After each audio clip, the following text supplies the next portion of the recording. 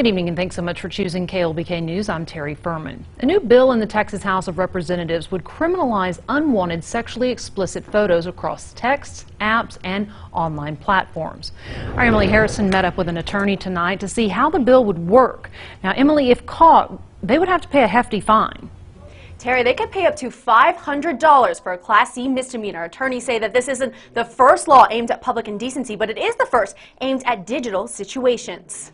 Everybody's walking around with a smartphone that can take a picture and send a picture, and unfortunately people have some very strange opinions of what should be sent and what should not be sent. Leslie Timmons with Voice of Hope says unwanted lewd photos is a growing problem, especially with minors. Kids think of it as a trophy and they want to share it with their peers. It makes them look like big man on campus. The new bill introduced to the Texas House of Representatives would criminalize the offense, but attorneys say it could be difficult to prove. There's going to have to be an intent element or a knowledge element, and then there's always the issue of how do you define what's lewd or not lewd. And is it going to be a felony? Is it going to be a misdemeanor? It would be classified as a misdemeanor, but determining what is considered to be explicit is up for debate. What do you do about art?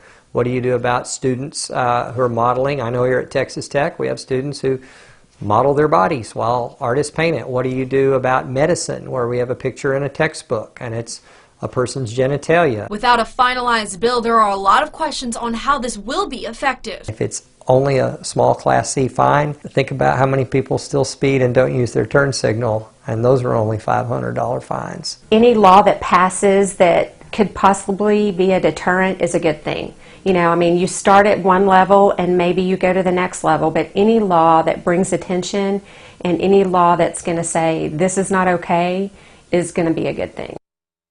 Now, the bill is waiting to be referred to a committee and then will wait again to be passed by the Texas House of Representatives.